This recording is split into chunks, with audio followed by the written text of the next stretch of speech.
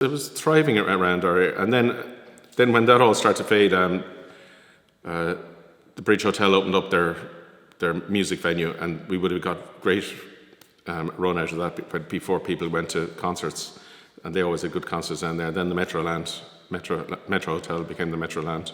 They always had things on, and then the Forum and the Roxy as well. Sorry, I forgot about the Roxy as well.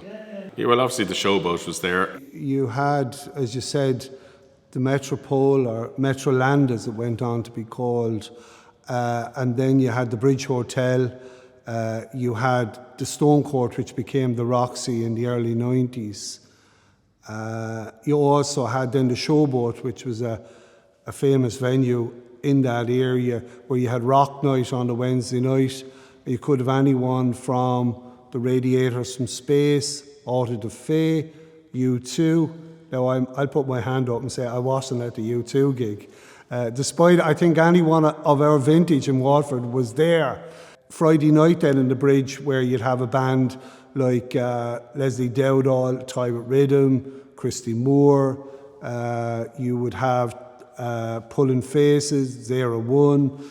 You would have Luca Bloom. So very much it was three chords and the truth. So you got bands like Something Happens, Tom Robinson, who would have all played down here at that time. And essentially, I suppose there was a music co-op that we were involved with at the time, the youth of the parish, as they say. And that was about bringing bands that normally wouldn't come to Waterford or couldn't come. And basically that was an agreement with the Bridge Hotel, is that, you know, we take the door, pay for the band and knock down prices.